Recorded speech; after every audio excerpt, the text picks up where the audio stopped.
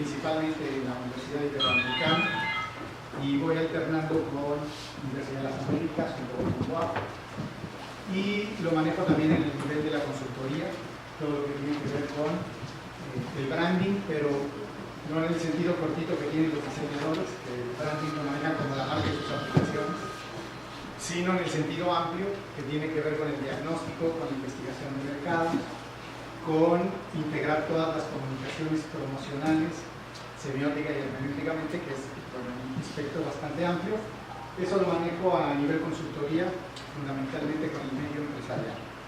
Entonces, alrededor de la marca, pues se trabaja muchísimo el aspecto del posicionamiento y del reposicionamiento, que además se logra a través de estrategias de comunicación. Entonces, lo que voy a compartir con ustedes tiene que ver con mucha base mercadológica para que conozcamos cuáles son las bases que sostienen cualquier trabajo de posicionamiento y reposicionamiento ligado a las estrategias de comunicación. Por tanto, bueno, hemos de decir que todas las sesiones serán acá, en este horario que ustedes ya conocen, y que estaríamos terminando el módulo hasta la próxima semana, en el viernes 15. Por lo tanto, son 30 horas de trabajo. El objetivo que vamos a trabajar acá tendrá que ver con que comparta con ustedes, pero que también apliquemos conocimientos, habilidades y destrezas que están ya consolidadas a partir del marketing, la comunicación y el posicionamiento. Y lo vamos a hacer desde este marco teórico. Digamos, lo que les voy a presentar acá son premisas tomadas de la semiótica, de la retórica y sobre todo de las neurociencias. ¿Por qué? Probablemente porque habrán oído algo del neuromarketing, que tiene que ver con hacer mercadotecnia y comunicación a partir de cómo funciona la mente de las personas, a partir de cómo nos funciona el cerebro. Y bueno, traigo este marco teórico no solamente porque sea lo más vigente o lo más moderno, ¿no?, sino porque además son los que están teniendo mejores resultados de efectividad. Digamos, trabajar comunicación y mercadotecnia desde procesos mentales está otorgando los mejores resultados. Por eso es que comparto desde este marco teórico. Y bueno, pues ahí están ya los particulares, que es que relacionemos estas áreas, el marketing, el posicionamiento y la comunicación, que lo veas como un sistema complejo no en términos de difícil, sino complejo en términos de todas las variables que involucra para poderlo controlar. Y que podamos observar y reflexionar que el ambiente de las marcas, de los productos, de la publicidad, es un ambiente cambiante constantemente y que por lo tanto lo que implica es controlar. ¿Okay? Si no lo controlas, se te va de las manos, porque siempre es cambiante, contigo, sin ti y a pesar de ti. Entonces, uno de los objetivos ulteriores es verlo así, como dinámico, y que lo puedas controlar. Y luego, el último es que podamos controlar estas variables, pero para gestión mercadológica, concretamente en el posicionamiento de un área que tiene que ver con el rubro textil, que, digamos, primero vamos a hacer la parte genérica, y luego lo vamos a ir aterrizando a la parte textil y a mercados específicos que tienen que ver con el mercado norteamericano, si no me equivoco. Bueno, por lo tanto, el temario, voy a hacer un recorrido muy rápido. En el temario primero veremos el tema de las comunicaciones integradas para la mercadotecnia. Vamos a ver las nociones básicas de comunicación, que no por ser básicas son superficiales, ¿no? Hoy nos vamos a centrar en esto, en esta parte de la comunicación, para después llevarlo a la comunicación interna, porque toda estrategia de comunicación empresarial inicia con comunicación interna. Si está bien amarrado por todos lados la comunicación interna, lo podrás llevar con coherencia a signos básicos y luego a comunicación externa. Y vamos a ver cómo entre la comunicación interna y externa, en medio, va a emerger algo que se llama imagen y posicionamiento. ¿Okay? Bien, vamos a ver el proceso de adopción, que esto ya es neuromarketing concretamente, y el proceso de adopción tiene que ver con cómo le hace la mente o el cerebro de las personas para adoptar algo, para adoptar lo que sea. ¿Cómo le hace la mente para adoptar una mascota, una marca, un producto, una pareja? ¿Qué sigue, qué mecanismo sigue la mente para adoptar algo?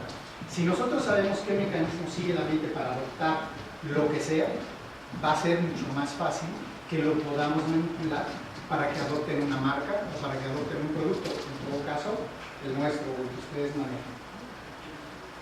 Eso nos permitirá trabajar directamente el posicionamiento. Vamos a ver de qué depende que se logre un posicionamiento. Vamos a diferenciar entre posición, posicionar y posicionamiento. Ahí el mensaje central, es que el posicionamiento equivale a lo que tú como marca o como empresa quieres significar en la mente del consumidor. Y que es una situación que puedes prever, que puedes planear y que debieras controlar. ¿Por qué? Porque genéricamente se cree que tú planeas una marca, planeas un producto, lo lanzas y luego ojalá tenga suerte y se posicione bien. ¿Okay? No depende de la suerte, no depende del destino, es decir, no es una situación subjetiva, tampoco es incontrolable, al contrario es perfectamente planeable y perfectamente controlable. No solamente el posicionamiento, sino el reposicionamiento cuando en el posicionamiento original no tuviste buenos resultados. Entonces vamos a ver cómo se construye, cómo lo podemos perfeccionar y eso lo vamos a ligar al posicionamiento emocional, que también está muy ligado al marketing de emociones. ¿Por qué al de emociones? De pronto son como palabras recurrentes, porque sí está un poco en boga el término del marketing emocional. Pero no es solamente que esté en boga, sino que realmente está arrojando buenos resultados. ¿Por qué? Porque hemos evolucionado algunos aspectos que en su momento daba Freud, ¿no? Freud decía que el motor de la conducta eran las pulsiones o los instintos, que ese era el motor que movía la conducta del ser humano, las pulsiones. Y las pulsiones pues es una fuerza que viene del instinto. Entonces, por ejemplo, el instinto de supervivencia me mueve la conducta para comer, para buscar agua, para buscar un techo, para dormir, para reproducirme. Todo lo que tiene que ver con postergar la especie, bueno, nos genera una conducta. Y entonces muchas estrategias de comunicación, de mercadotecnia obedecían hacia eso. Y por eso llegamos a que la gran mayoría de las marcas querían detonarte el instinto sexual, ¿no? Y entonces decían, el instinto sexual mueve por mucho la conducta. Bueno, ¿qué tiene el marketing emocional a diferencia de estos hallazgos que tenían sobre las pulsiones y los instintos? Por ejemplo, enfermedades como la bulimia o como la anorexia demostraron que una emoción puede ser mucho más poderosa que el instinto. Una emoción de ser aceptado, una emoción de verme delgado y de ser aceptado por la época o por la sociedad, puede ser más poderoso que el instinto de supervivencia. Al grado que el instinto me puede dar esta fuerza, esta pulsión de si no comes te vas a morir. Y a pesar de ello, la persona decide no comer por una emoción de estar delgado o de ser aceptado. Entonces, ¿qué te quiero decir? Bueno, pues que sí que somos víctimas de las emociones. Que los seres humanos parece que podemos controlar las pulsiones de los instintos, podemos controlar el razonamiento, pero somos fácilmente víctimas de las emociones. Por eso es que el marketing de emociones está arrasando con todo. Algunos mueven las emociones alrededor de las experiencias y hablan de generar experiencias. Bueno, en el fondo es estar ligado a las emociones. Entonces, bueno, también vamos a hacer un recorrido por ahí. Vamos a revisar algunas condicionantes de signos básicos de identificación. Digamos, cuando quieres generar una marca, ¿cómo puedes proponer un nombre de marca? ¿Cómo sabes si un nombre de marca es adecuado? ¿Cuáles son los criterios que debe tener una estrategia gráfica de marca? Y luego situaciones básicas como un eslogan, por ejemplo. ¿Cómo podemos generarlo? ¿Cómo podemos evaluarlo? Y cuando tenemos signos básicos, estoy hablando de un nombre de marca, de una marca, de un eslogan o frase comercial, nos podemos ir a la comunicación externa. Y ahí en la comunicación externa, pues vamos a ver que son muchas estrategias las que están a nuestra disposición. Porque de pronto pareciera que solamente tenemos el recurso de la publicidad. Y que si no es publicidad, entonces no nos estamos promocionando o no estamos haciendo comunicación externa. Y la verdad es que no, es que el abanico es bastante amplio. Puedes hacer propaganda, puedes hacer relaciones públicas, además de la publicidad, promoción de ventas, ventas personales, marketing de eventos o patrocinios, el tema de los souvenirs, el marketing alternativo como BTL o el punto de venta. Todo esto impulsa comportamiento de compra, todo eso es comunicación con tu gente y todo eso implica posicionamiento de una marca. Las marcas que no trabajan todo esto o alguna combinación de estas no se posicionan o les cuesta muchísimo trabajo posicionarse. Entonces vamos a revisar cuándo te conviene utilizar una, cuándo te conviene utilizar otra. Y bueno, cualquiera de estas estrategias depende de un concepto creativo. Entonces vamos a ver qué logra un concepto creativo y en comunicación y cómo lo puedes llevar a distintos tipos de campaña. Todo esto lo vamos a aterrizar a un mercado concreto, es decir, la comunicación, las estrategias de posicionamiento, el proceso de adopción, todo lo que acabo de decir, cómo lo puedo utilizar dirigido al mercado norteamericano. ¿Qué pasa con el mercado norteamericano? ¿Qué es lo que busca? ¿Cuáles son sus necesidades? ¿A qué obedece su dinámica de consumo, su comportamiento como consumidor? Para que lo puedas utilizar, digamos, puedas aterrizar lo que veamos prácticamente dirigido al mercado norteamericano. Vamos a ver cómo es que podemos hacer del mercado norteamericano una oportunidad, cómo lo podemos segmentar por distintas variables, por ejemplo, cuantitativas, que son demográficas y psicográficas, o cualitativas por valores de vida, por estilos de vida, y nuevos mercados o nuevos consumidores.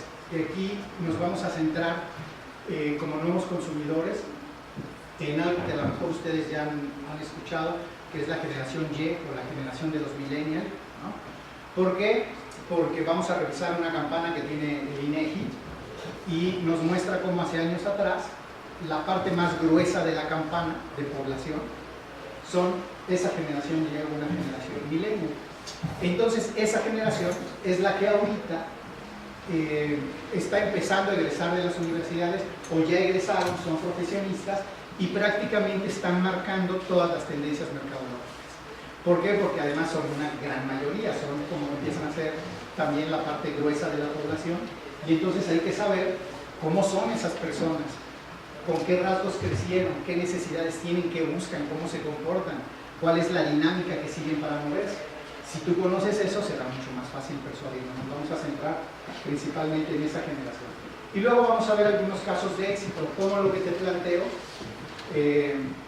ha arrojado muy buenos resultados en casos concretos como el de Comex, que se abrió hacia Estados Unidos, o el caso exitoso como Pull&Bear, que no necesariamente tiene éxito solamente en Estados Unidos, sino a nivel mundial, en que ha consistido el éxito, pero ligado a muchas de las premisas que vamos a ver.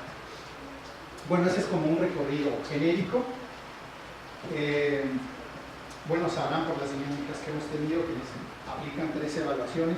Una al inicio que le puse el valor mínimo, porque evidentemente de las preguntitas, 5 preguntas que te hicieron, a lo mejor algunas no las sabes y no tienes por qué saberlas. De hecho, estás acá para que te lleves esa información, ¿no? Entonces, bueno, por eso tiene el valor mínimo.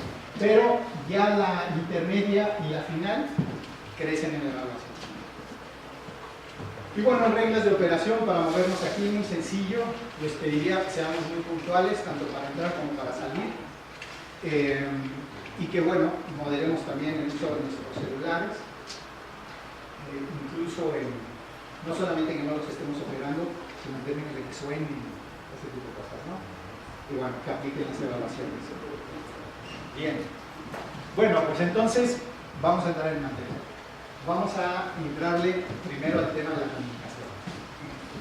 Quisiera decirles que, aunque pareciera por ahí que el marco teórico es áspero, pues la verdad es que yo tengo claro que esto no es una clase de semiótica, que esto no es una clase de retórica, y que tú necesitas información práctica desde estas bases que la puedas operar para tu negocio, para tu empresa, para tu marca, para el área que estés trabajando, que tengas información valiosa que te permita eficientar la comunicación, la parte mercadológica, la parte de posicionamiento, y sobre esa línea me voy a ir.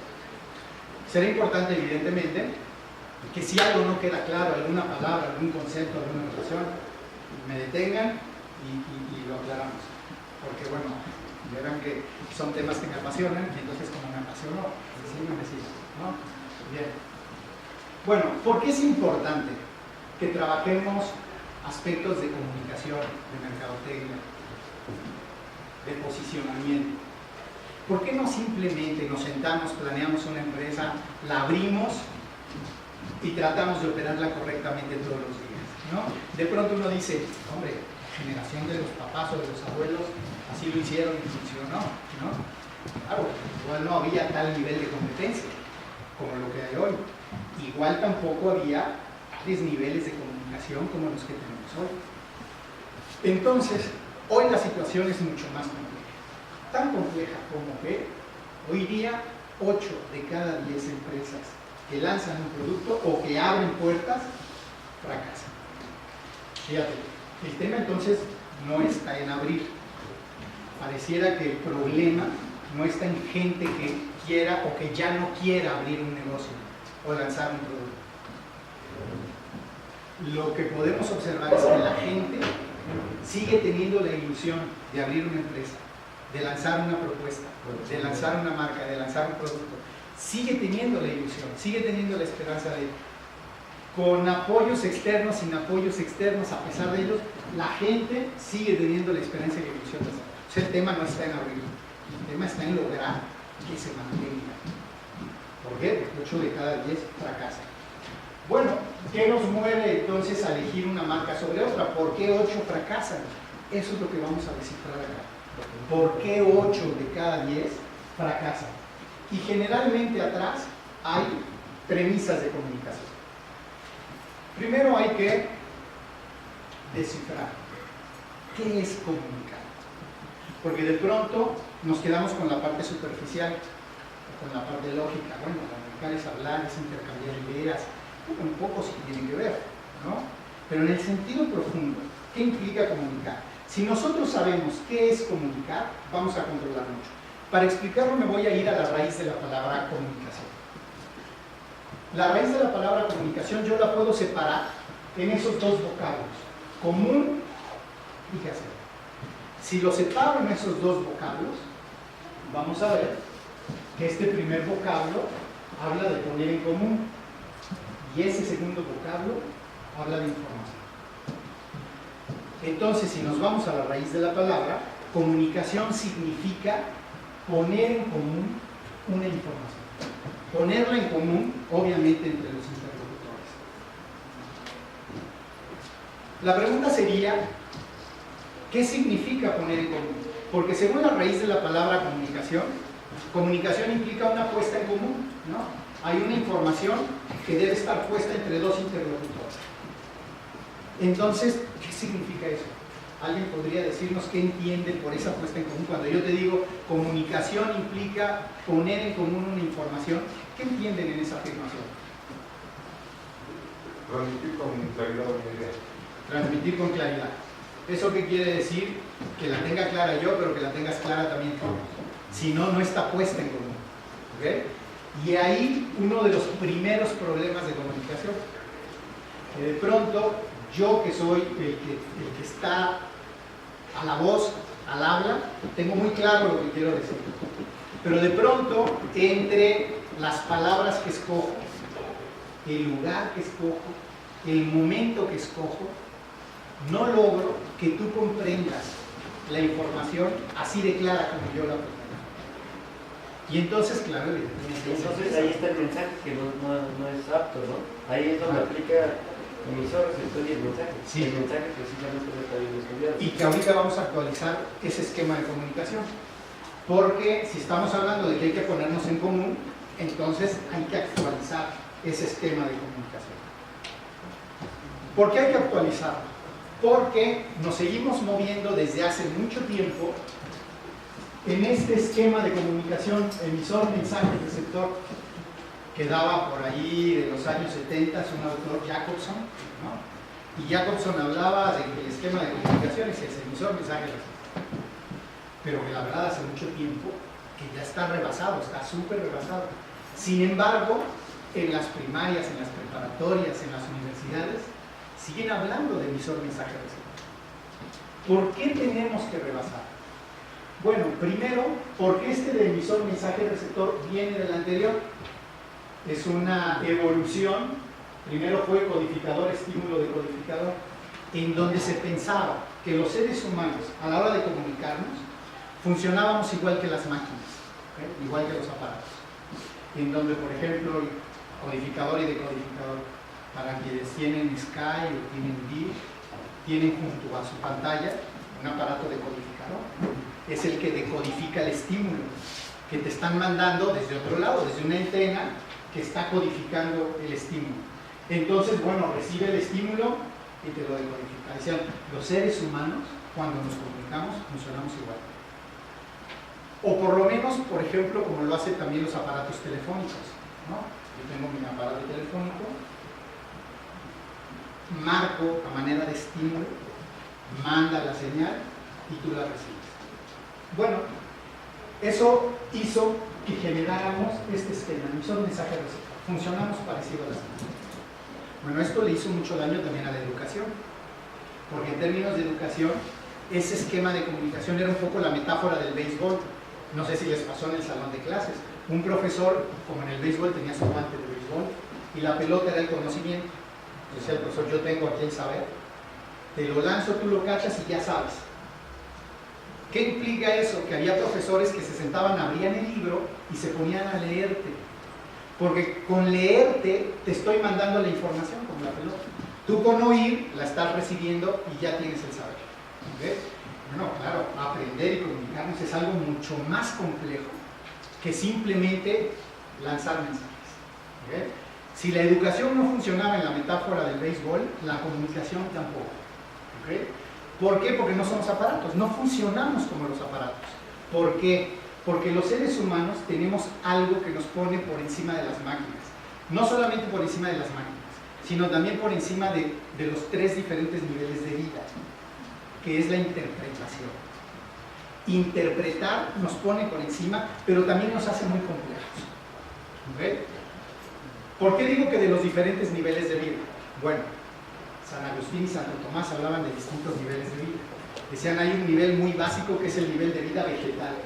Y ese nivel de vida vegetativo solamente tiene sensibilidad, es todo lo que tiene. Y entonces, como tiene sensibilidad al agua y a la luz solar, eso le permite vivir y crecer, pero no tiene más que eso.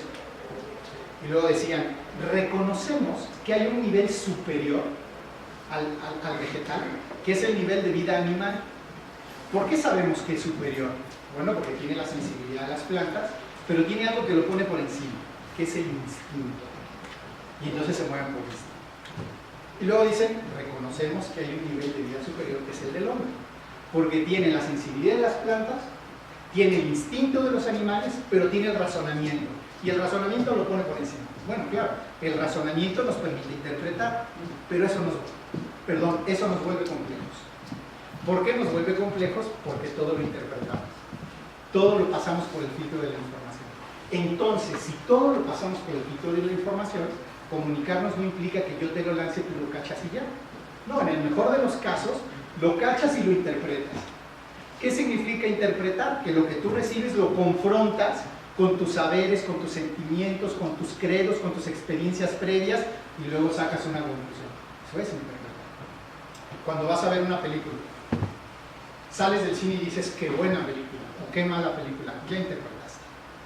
¿Por qué?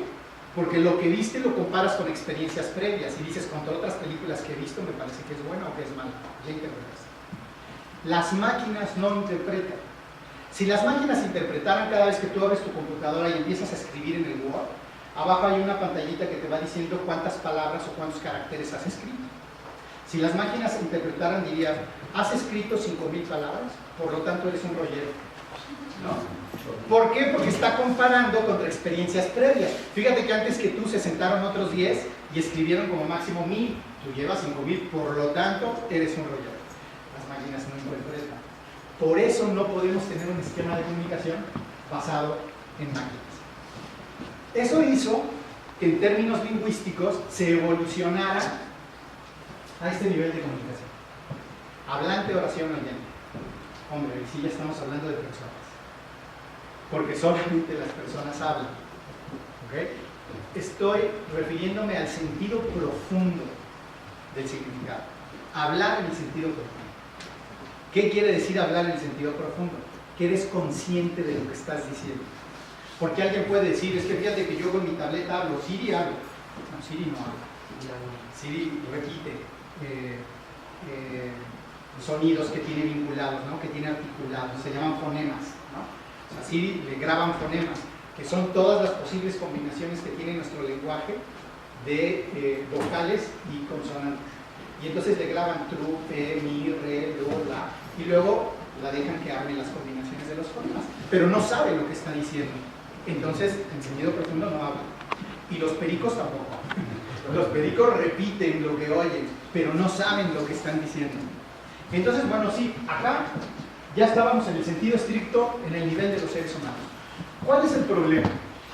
El problema de este esquema es que, bueno, yo soy un hablante del idioma, y nos queda claro porque estoy haciendo uso de la palabra. Pero tú eres hablante aun cuando estás callado. Es decir, el hecho de que ahorita no hables, el hecho de que estés callado, no te quita el estatuto de hablar. Lo mismo aplica con las profesiones. Igual tú eres arquitecto. El hecho de que no estés ahorita diseñando un plano no te quita el estatuto de arquitecto. ¿Okay? Es decir, la parte implícita era el problema. Y luego, bueno, en términos de oraciones. Y la verdad es que sí estaba en el nivel de los seres humanos, pero solamente en el nivel del discurso verbal, sin considerar la parte pasiva, que aunque estés callado, eres algo. Entonces evoluciona, lo más vigente que tenemos hoy es autor, texto, lector. Esto es lo más vigente que tenemos. ¿Por qué? ¿Por qué autor en lugar de emisor? Porque no emites, emiten las máquinas. ¿Okay? Tú eres un autor que está realizando una intención. ¿Eso qué quiere decir? Que todo lo que haces lleva atrás una intención. ¿Okay? Y entonces, como todo lo que haces lleva una intención, tú eres autor, sí, de tus palabras, eres autor de lo que escribes, de lo que dices, pero también eres autor de lo que haces, y eres autor incluso de tus silencios, porque los silencios también comunican. ¿Okay? Entonces, irremediablemente eres autor. ¿Okay? Comunicas algo. ¿Han oído esa frase que dicen es imposible no comunicar? Si te dicen es imposible no comunicar porque hasta tu quietud, hasta tu silencio habla, quiere decir que hasta en eso eres autor. Estás comunicando algo.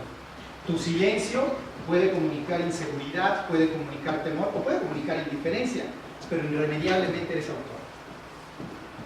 ¿Por qué hablamos en lugar de receptor? ¿Por qué hablamos de lector? Porque un lector es una persona o es alguien que además de recibir, comprende.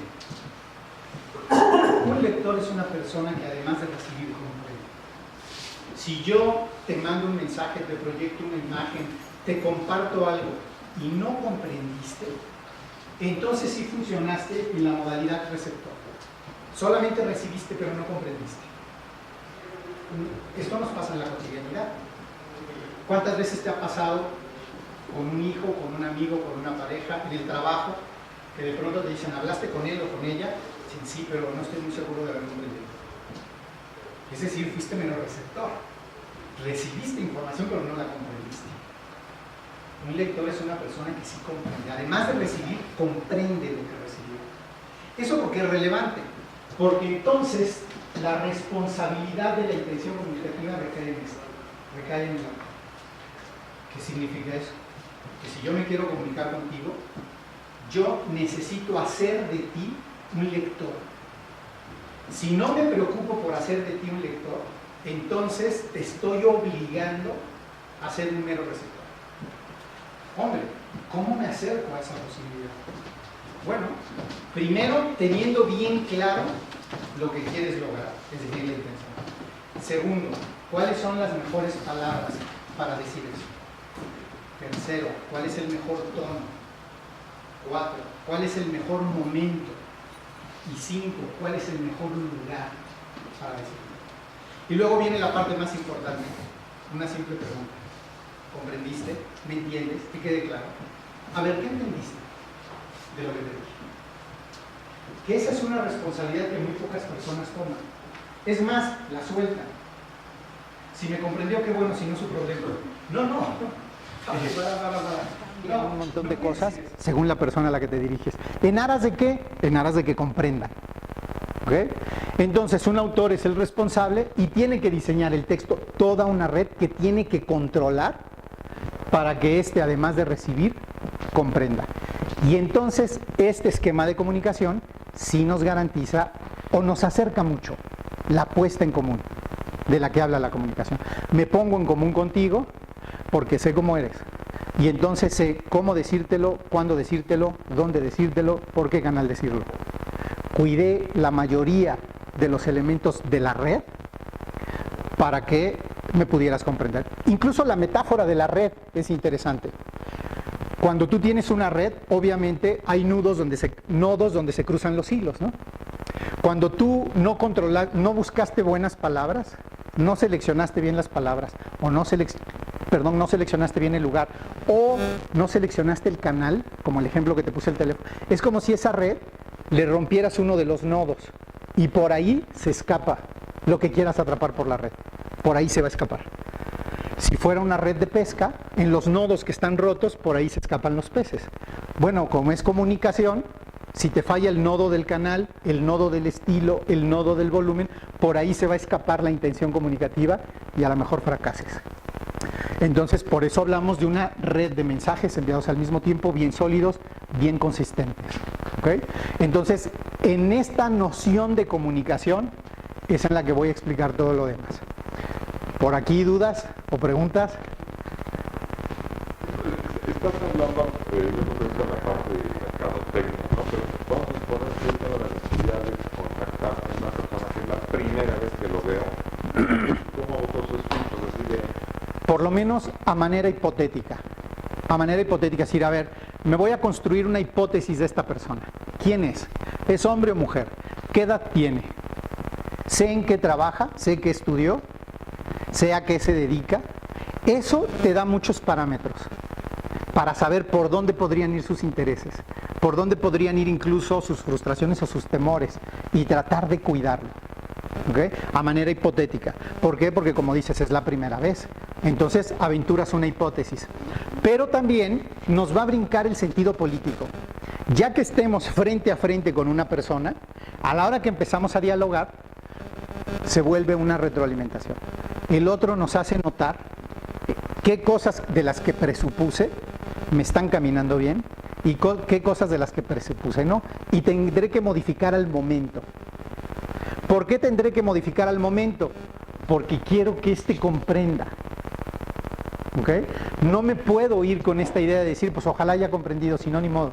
No puedes hacer eso, no puedes hacer eso. ¿Okay? Pero miren, no solamente en la mercadotecnia, en la vida, no puedes hacer eso, no puedes. Miren, muchos de los problemas de comunicación interna que yo me encuentro en las empresas tienen que ver con eso. Con gente que no se toma la molestia de preguntar, oye, es que yo le di la orden a tal persona y no lo hizo.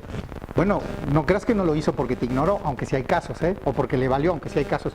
No lo hizo porque en la gran mayoría de las veces no comprendió o comprendió algo distinto a lo que tú querías. Entonces, no podemos abandonar así la comunicación a su suerte. No, este tiene que controlar. Este tiene que planear en función de este. ¿Okay? Y todas las decisiones a la medida de aquel. Si no lo logras, entonces no hiciste de él un lector, hiciste un receptor. Recibió pero no comprendió. Mero receptor. Y eso es lo más peligroso que te puede pasar. En la vida, que tu pareja sea mero receptor, que tus hijos sean meros receptores, que tus amigos sean meros receptores. Sí recibieron pero no comprendieron. O comprendieron mal, o comprendieron incompleto, o comprendieron distorsionadamente, no sé. ¿Okay? Entonces, esto es muy importante. Por tanto, hay tres tipos de autores. Hay autores empíricos, ideales y liminales. ¿Qué es un autor empírico? Un autor empírico es aquel que comunica con errores de comunicación. Digamos, si eres un diseñador, diseñas con errores. Si eres un arquitecto, diseñas espacios con errores. ¿Okay? Una persona, bueno, no eligió las palabras adecuadas, no eligió el lugar adecuado, no eligió el canal adecuado, entonces tuvo errores. es una persona empírica. ¿Okay? Y ojo porque de pronto tenemos un área de expertise, ¿no? En donde somos muy buenos en un área, pero en todas las demás somos empíricos, esa es la verdad. Cometemos un montón de errores. Razón de más para asegurarnos que nos están comprendiendo bien. ¿Okay? Ese es el autor empírico. Se comunica con muchos errores. Errores de construcción, ¿no? No eligió bien las palabras, no eligió bien el volumen, el tono, en fin. De pronto, por ejemplo, las mujeres son muy receptivas en eso, ¿no? De pronto las mujeres nos dicen, no es lo que dijiste, es cómo me lo dijiste. Y tú dices, chini, ¿cómo te lo dije? ¿No? Porque yo no lo noté. No, y es que puntualizaste, justo cuando dijiste esa palabra subiste el tono. Ah, hombre, caray, sí, me traicionó el inconsciente. ¿Ok? Y entonces son muy receptivas a eso. ¿Qué quiere decir que fui empírico? Construí con errores. Después está el ideal. Un comunicador ideal es el que trata de limpiar todos esos errores. Es el que sí construye todos los niveles de la red a la medida de aquel. O eres ideal o tienes que aspirar a ser ideal. Cuidar todo. Cuidar palabras, cuidar lugar, cuidar momento, cuidar todo para tratar de hacerte entender. Entonces, normalmente es una aspiración. Hay que aspirar a ser ideales. Y bueno, esto no pasa solo en la vida, esto pasa también en el campo profesional, ¿no? ¿Qué quiere decir que eres un profesionista ideal? Bueno, que o bien ya no tienes errores a la hora de construir o de hacer determinadas cosas de tu profesión, o tus errores son mínimos. ¿Okay? Ya estamos hablando de un nivel de conciencia. Eres consciente de cuándo un error es un error, por qué es un error, cómo se resuelve, por qué se resuelve de esa manera y los resultados que vas a obtener. Ese ya estamos hablando de un ideal. ¿Okay? Hay que aspirar a eso. Y luego está el autor liminal. Un autor liminal es aquel, la palabra liminal viene de subliminal, ¿no? Comunicas fuera de la conciencia. Entonces, bueno, ¿qué pasa si, por ejemplo, yo ahorita que estoy hablando con ustedes, compartiendo cosas, yo empezara a mover la pierna así, ¿no? Y no me doy cuenta. Entonces, si ustedes interpretan, a ustedes no se les escapa. Y ustedes dirán, bueno, Jorge ya se desesperó, o tiene ganas de ir al baño, o algo. Pero bueno, a mí se me escapa la conciencia. Porque si no se me escapara la conciencia, entonces trato de controlarlo para que no se note. Adelante.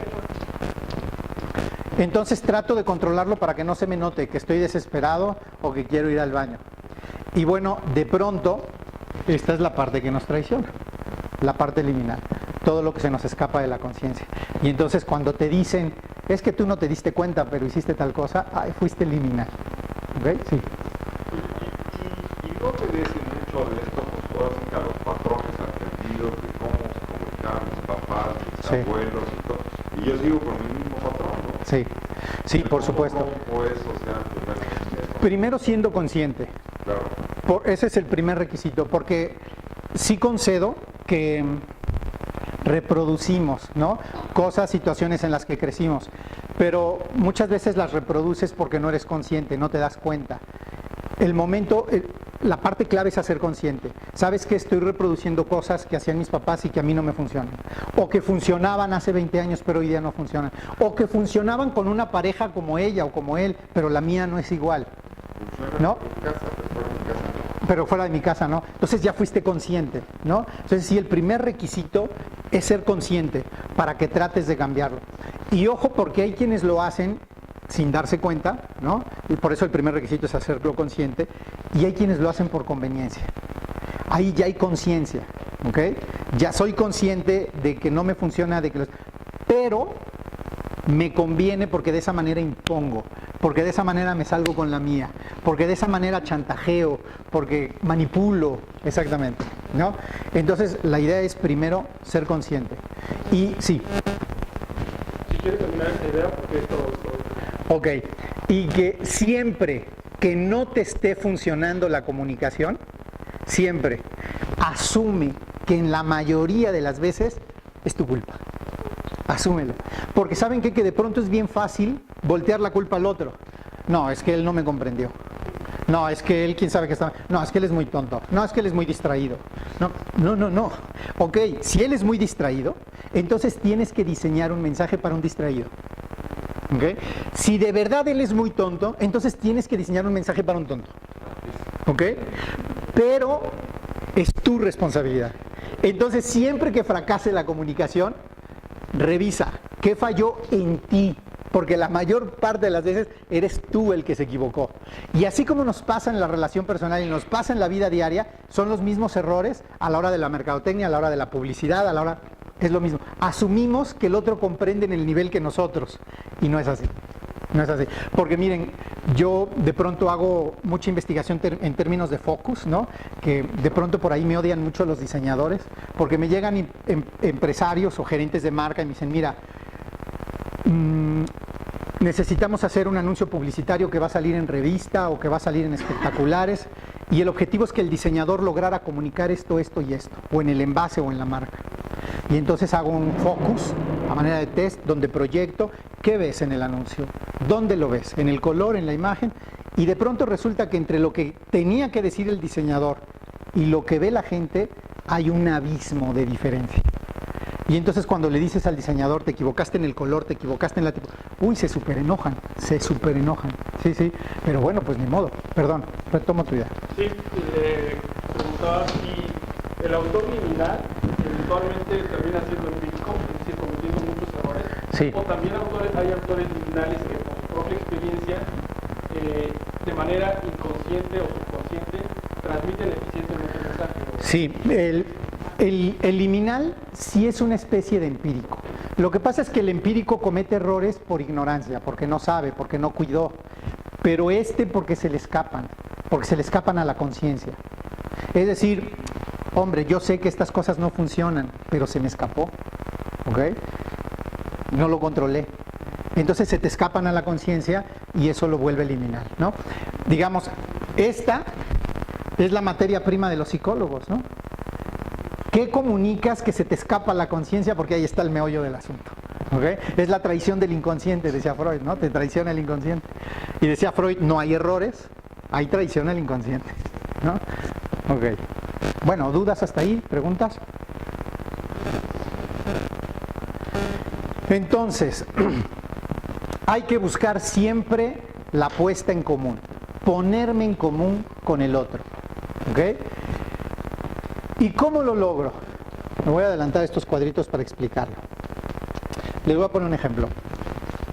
Hace algunos años estaba yo en una universidad dando clases y era el primer día de clases del primer semestre en la universidad. Entonces tenía yo chicos que era su primera clase en la universidad, venían de la preparatoria y era su primer día en la universidad. Eran de diseño, por cierto.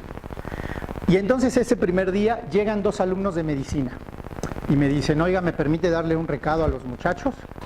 Sí, adelante.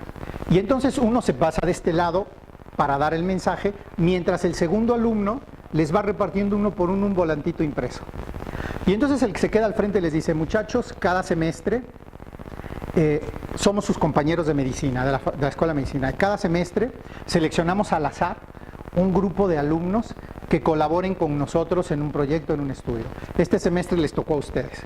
Entonces, el próximo viernes tienen que estar a las 7 de la mañana en el hospital de la universidad para que les hagan una revisión del esternocleidomastoideo. Mi compañero les está repartiendo un papelito para recordarles la hora, que lo tengas impreso y no falten porque es obligatorio. Muchas gracias, profesor, gracias, muchachos, y se van. Y entonces los chavos se quedaron así como, ¿qué me tengo que revisar muy bien? ¿Y qué me tengo que lavar muy bien? Porque me lo van a revisar el viernes a las 7 de la mañana, ¿no? No tenían claro. ¿Por qué? Porque el tema de conversación, las palabras, los significados, estaban en el dominio del autor. No estaba puesto en común. Y entonces no comprendía. ¿Qué pasa? ¿Qué pasa si este muchacho les dice el viernes a las 7 te van a revisar un músculo facial que se llama esternocleidomastoideo? Ah, ya, músculo, ya sé qué es, facial es de acá para arriba. Puedo ir con los mismos chones si quiero, no pasa nada. Porque es de acá para arriba. Es como si este cuadrito se hubiera pasado para acá. Esto es todo lo que sabe el autor que no sabe su lector o su destinatario. Esto es todo lo que sabe el lector que no sabe este. Pero esta es la zona en común. Lo que saben ambas partes. lo que los dos sabemos. Y es ahí donde empieza la comunicación. Por eso la semiótica, ahí le puse, le llama parcela común de información. Es decir, es una zona de información que compartimos los dos. Porque yo sé que hay muchas cosas que sé yo y que no sabes tú. Y sé que hay muchas cosas que sabes tú que no sé yo. Pero hay un universo de cosas que compartimos los dos. A partir de ahí es donde yo tengo que lograr que me comprendas. A partir de lo que los dos sabemos. Y entonces sí estamos hablando de comunicación, de ponernos en común. Por eso, para comunicarte necesitas conocer al otro. Necesitas anticiparlo. Necesitas saber quién es. Por eso les decía, es importante que nos centremos en revisar a los millennials o a la generación Y, para que sepamos qué hay en su universo y desde ahí podernos poner en común. Porque esos ya están siendo el grueso de compradores. ¿Okay? Entonces, a lo mejor un 70% de tus compradores van a ser generación millennial o Y. Hombre, pues hay que saber qué tienen en la cabeza para ponernos en común y que de pronto hablemos el mismo idioma. Para que no te pase También te pueden pasar casos de comunicación en donde tu receptor, tu lector, tu destinatario sabe más que tú. Me pasó, una vez me invitaron la Cruz Roja invitó a distintas escuelas de diseño a hacer un cartel para que donaran sangre, motivar la donación de sangre. Y entonces, pues como yo estoy en el área de la comunicación y del marketing, me invitaron a ser jurado, ¿no? A ver cuál era el mejor. Casi nadie quiere donar sangre. Y entonces, a mí me llama la atención, hay dos razones fundamentales por las que la gente no quiere donar sangre. 3. La primera, no donan por la aguja. La mayoría de las personas dicen, uy, no, aguja. No, ¿cómo? Verla, el piquete, la gente dice, no. Una segunda razón poderosa por la que la gente no dona sangre. No está de pronto en la aguja o en el piquete. No soporta ver la sangre que le sale. Ahí hay una segunda razón. Y la tercera, hay un mito por ahí súper establecido, sobre todo en mujeres, que si donas sangre engordas. Y entonces hay un montón de gente que no. Bueno, si nos quedamos con las dos primeras, el temor a la aguja o el temor a ver la sangre. El 90% de los carteles que habían hecho los diseñadores presentaban aguja y bolsa de sangre. Pero ahí es porque Este sabe más que tú.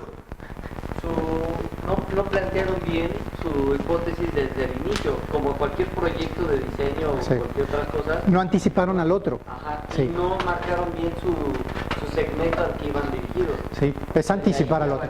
Sí, desde ahí ya valió. No me puse en común contigo. Es decir, me puse en común con tus temores, pero no me puse en común con lo que te haría donar sangre. ¿Ok? Entonces, hay que anticipar al otro. ¿Qué sabe? ¿Qué siente? ¿Qué le gusta? ¿Cuáles son sus filias? ¿Cuáles son sus fobias? Saber qué compartimos, porque ahí está la zona en común y desde ahí te tengo que empezar a persuadir. El cartel comunicaba entonces, no done sangre, o no vaya. Sí, pero estaba en la frase, done sangre y tal, pero el 90% presentaban la aguja y la bolsa de sangre. Pero entonces al receptor, bueno, al autor, ¿qué le comunicaba? Miedo, Miedo, ¿no? sí, le detonaba los miedos. No voy. Sí, claro, lo veías y decían, no, claro, sí, por eso no voy, por la aguja. No, claro. ¿Lineal? Sí, un poco. No, hombre, pero ahí sí. Consciente lo estaba comunicando ahí. Ajá, le detonas el subconsciente a estos. Pero el autor fue un autor empírico, ¿no? Construyó con errores. Un mensaje de un auto destrozado que dice que no tomes o no manejes arriba de 50 kilómetros. ¿Qué comunica? A ver, es que les decía hace ratito que Freud había descubierto que el motor de la conducta eran los instintos, ¿no? Y entonces los instintos nos generaban algunas pulsiones. Después los psicólogos nos dijeron que el motor de la conducta iba más allá, que el motor de la conducta no tiene que ver solo con instintos. Decían los psicólogos, la conducta humana se mueve por premios y castigos. Y entonces, el caso más típico, en el niño, si sacas buenas calificaciones te doy un premio. Y entonces el premio puede ser un motor de conducta y de pronto dices, ah, qué bien, sí te motivó, subiste tus calificaciones, ahí está el premio. Y si no, viene el castigo. Bueno, cuando ya no te funcionan los premios, sigue el castigo. No solo no te voy a comprar nada, sino además no va a haber permiso. En la misma universidad del esternocleromastoideo estaban teniendo problemas de que se filtraba gente que no eran alumnos ni eran profesores, no pertenecían a la comunidad, eran personas externas. Entraban a robarse las mochilas, a robarse las computadoras, a robarse las chamarras. Y entonces descubrieron que decían, pero ¿cómo? Nos tendríamos que dar cuenta, ¿no? No puedes entrar si no es con tu credencial. Bueno, una gran cantidad de alumnos pierden la credencial. Y entonces al perder la credencial hay gente que encuentra una credencial perdida o te la roba y con eso entraban y robaban. O sea, habría que poner un alto a la pérdida de las credenciales. Entonces, cuando tú te inscribes, tienes derecho a la credencial y te la dan. Entonces decía la universidad, cuando tú te inscribas yo te doy la credencial. Si la pierdes, te va a costar 600 pesos la reposición. Y sin credencial no puedes entrar. Castigo. Bueno, la pérdida se cayó un 90%. Que aunque a la gente le caiga súper gordo, las fotomultas fueron eso. Porque era el caso. Fíjense, había anuncios espectaculares donde te decían baja la velocidad, puedes chocar, no sé qué. No respondimos a los anuncios. Nos pusieron autos chocados en los cruces, en carretera, para decirte eso te va a pasar. No respondimos. Entonces, ¿qué sigue? El castigo. Si no bajas la velocidad te va a costar tanto dinero por cada vez que excedas. ¿Qué pasó? Por lo menos en el periférico los accidentes se fueron para abajo. Entonces, motor de conducta, premios y castigos. El alcoholímetro también. El alcoholímetro igual, son premios y castigos, ¿no? Ese es motor de conducta. Y luego, bueno, el que les decía, otro motor de la conducta son las emociones. ¿Sí te respondí? Ok.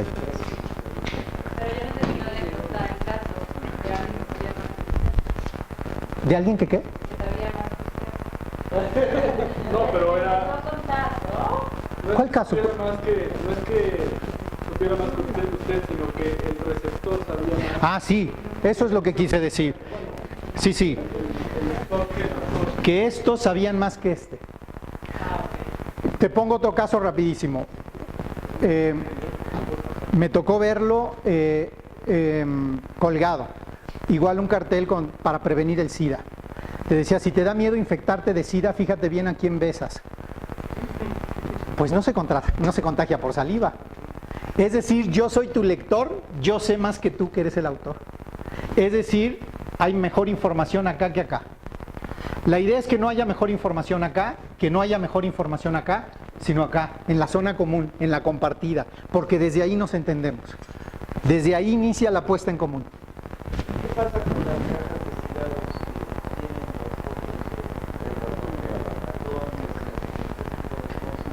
los digo que la gente llega a llegar a 4 cajas de cigarros y pide otra. Sí, a ver, miren, ahí... Yo creo que ahí sí es compartida. No, les voy a decir qué pasa. Ahí hay una explicación súper interesante a nivel de laboratorio. Resulta que el deseo de fumar, las adicciones son un tipo de ansiedad. La ansiedad está muy pegada al miedo, ¿ok? Entonces el miedo y la ansiedad conectan las mismas conexiones neuronales en el cerebro. Las mismas, ansiedad y miedo, son las mismas conexiones. Entonces una persona que está ansiosa por fumar y quiere fumar, hace esa conexión. La misma cuando tiene miedo de algo. Entonces si tú le dices, le muestras un ratón que le da miedo o le muestras algo que le va a dar miedo, hace la misma conexión y entonces lo que haces es detonar la ansiedad de fumar. Y entonces por eso la industria del cigarro no tiene ningún problema en ponerlo. Sí, ni lo quiten. Sí, claro. ¿Pero lo saben, es consciente para ellos? Para los fabricantes sí, para los consumidores no. ¿Para la Secretaría de Salud que la obliga? Para los consumidores no. No, pero para la Secretaría de Salud, que es quien obliga a las empresas tabaqueras. Ah, sí. Lo que pasa es que la industria tabacalera no le va a decir eso a quienes norman, ¿no? La industria tabacalera va a decir, mira, yo ya cumplí con poner mensajes de no, ¿eh? ¿Ok? Fíjate, ¿qué funciona mejor? Lo que está fallando es que la parte de gobierno no tiene una persona especializada para que le Y Sí. identifique bien los mensajes. Debería tenerla. Fíjate, ¿qué funciona mejor? ¿Cuál es el mensaje? ¿Qué foto debería decir entonces? Sí, o no, una familia feliz, por ejemplo. Sí, mira, eso iba a decir. No, eso iba a decir. No sé si les tocó ver hace ya algunos años, a lo mejor hace como 10 años, un anuncio en televisión muy bueno porque empezaba con un close-up a la cara de una niña como de 10 años. O sea, en el close-up toda la pantalla se llenaba con la cara de la niña como de 10 años, triste, con unos lagrimones tremendos. Y entonces alejaban la cámara y te permitían ver a la niña parada junto a una cama. Alejaban más la cámara y ya te permitían ver que estaba la niña parada junto a una cama de hospital y un hombre conectado con tubos y todo. Y el mensaje era, ahí había muy buena investigación de mercado, el mensaje era: tú dáñate todo lo que quieras, pero no dañes a los que más te quieren. Ese sí era contundente, ese movía las emociones. Era tan bueno que lo retiraron rapidísimo. Lo mismo que, por ejemplo, en el tabaco. Han dado muchos argumentos: mal aliento, se te pudren los dientes, te va a dar enfisema pulmonar. ¿Saben cuál dio muy buenos resultados, sobre todo en el mercado masculino? Fumar te genera impotencia sexual. Ese daba muy buenos resultados, tanto que también lo quitaron. Si te das cuenta, en México no vas a encontrar uno que te hable sobre eso. ¿Okay? Y claro, mueven emociones. Ok. Bueno, son 6, 7, ok. ¿Cómo es que logramos poner en común la información? Para que yo me pueda poner en común con el otro, como ya dije, necesito conocerlo, necesito anticiparlo, ponerme en común con él primero y cerrar el espacio entre lo que quiero decir y lo que termino diciendo. ¿Ok? ¿Por qué? Miren, el objetivo de la comunicación es doble.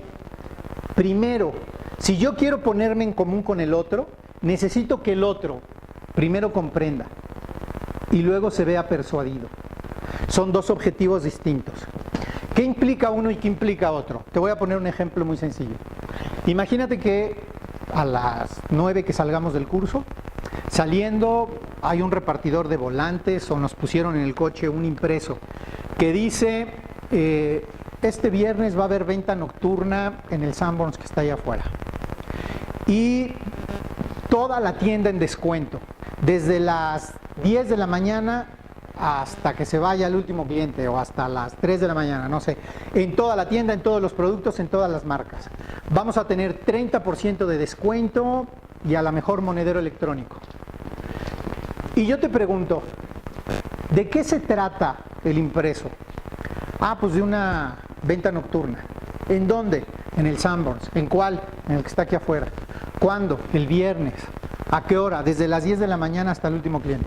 ¿En qué? En toda la tienda, en todas las marcas. ¿Y qué va a haber? 30% de descuento y monedero. Ah, el primer punto, comprensión, palomita. Segunda pregunta, ¿vas a ir? No, no voy a ir. Ah, pues entonces en la parte de persuadir, tache. No lo lograste. Por eso el objetivo de la comunicación es doble. De nada te sirve que el otro comprenda si no va, si no fue persuadido. ¿Ok? Es bien importante persuadir. Claro que no lo puedes persuadir si de entrada no comprende. ¿Ok? El primer requisito es que comprenda y el segundo es que lo persuadas.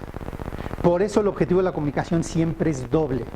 Que comprenda y que el otro haga lo que tú quieres. Eso es persuadirlo. ¿Saben quién dijo esto? Esto lo dijo Aristóteles chorro mil años antes de Cristo. Y hoy en mercadotecnia, en diseño, en publicidad no lo tienen tan claro. ¿Cómo? ¿Cómo? No los persuadió, exactamente. No fueron persuadidos. Comprenden pero no hacen, ¿no? No fueron persuadidos. Entonces el objetivo es doble.